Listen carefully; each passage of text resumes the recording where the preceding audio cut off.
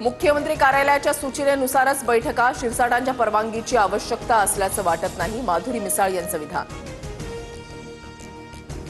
माधुरी मिसाळ आणि माझ्यामध्ये वाद नाही, ते सहकारी म्हणून सूचना केली. संजय शिरसाटांची प्रतिक्रिया. शिरसाट मुंबईवरून थेट छत्रपती संभाजीनगरकडे रवाना. संजय शिरसाटांना गाशा गुंडाळावा लागण्याचे संकेत. माधुरी मिसाळ मुख्यमंत्र्यांच्या सूचनेशिवाय बैठक घेणार नाहीत, संजय राऊतांचं विधान.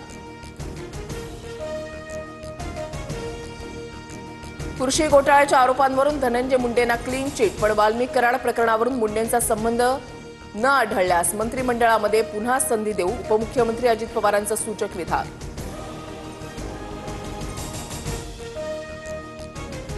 धनंजय मुंडेंना मंत्रिमंडळामध्ये घेण्याची अजित पवारांना इतकी घाई का? क्लीन चिट कोणाला द्यायची आधीच ठरलेलं असतं, संजय राऊतांचा आरोप.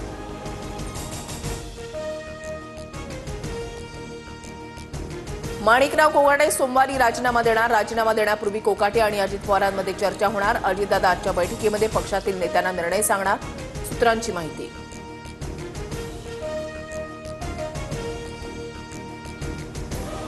मंत्रिमंडळामध्ये फेरबदल होणार. अमित शहा आणि फडणवीसांच्या बैठकीत चर्चा. वादग्रस्त मंत्र्यांच्या जागी नव्या चेहऱ्यांना संधी मिळणार, सूत्रांची माहिती.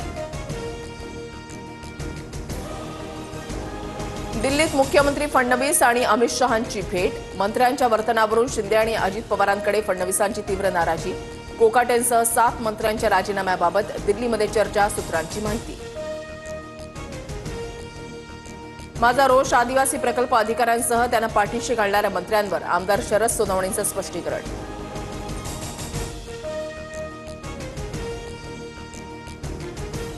पक्षांतर बंदीचं उल्लंघन केल्याप्रकरणी आमदार शरद सोनवणेंना नोटीस. विजय कुऱ्हाडेंची नार्वेकरांकडे तक्रार. सोनवणेंचं विधानसभा सदस्यत्व रद्द करण्याची मागणी. मुसलमान समुदायासोबत संघाचा जवळीक साधण्याचा प्रयत्न. भाजपमधील बाडग्या हिंदुत्ववाद्यांना रुचेल का? सामनाच्या अग्रलेखातून मंत्री नितेश राणेंवर टीका.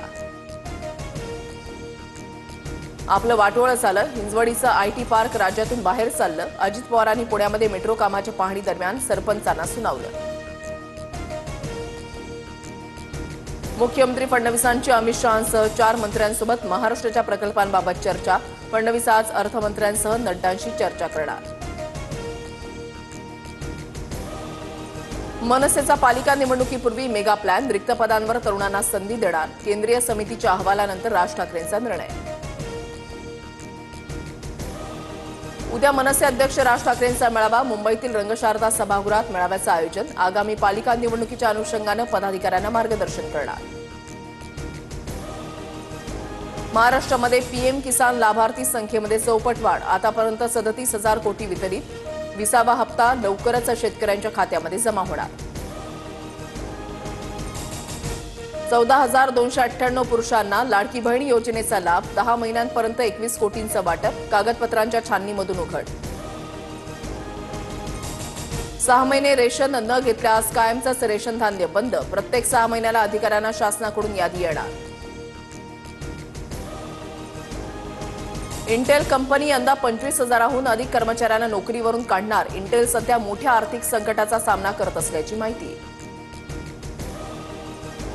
पालघर, पुणे, गोंदिया, चंद्रपूर जिल्ह्याला अतिमुसळधारचा इशारा. तर मुंबई, ठाणे, सिंधुदुर्ग, रायगड, रत्नागिरीसह विदर्भात मुसळधार पावसाचा अंदाज.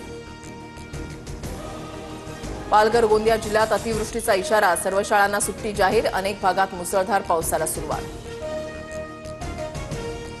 कोल्हापुरातील राधानगरी धरण 100% भरलं. धरणाचे 4 स्वयंचलित दरवाजे उघडले. पंचगंगा नदीच्या पाणी पातळीमध्ये सुद्धा वाढ. नदीकाठच्या नागरिकांना दक्षता घेण्याचं आवाहन.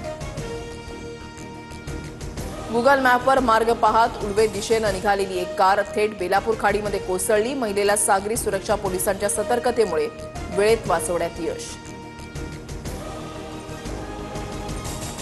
मध्य, पश्चिम आणि हार्बर रेल्वे मार्गावर उद्या मेगा ब्लॉक. कोपर आणि ठाकुर्ली स्थानकात लोकल थांबणार नाही. तर हार्बर मार्गावर पनवेल वाशी दरम्यान ब्लॉक असणार.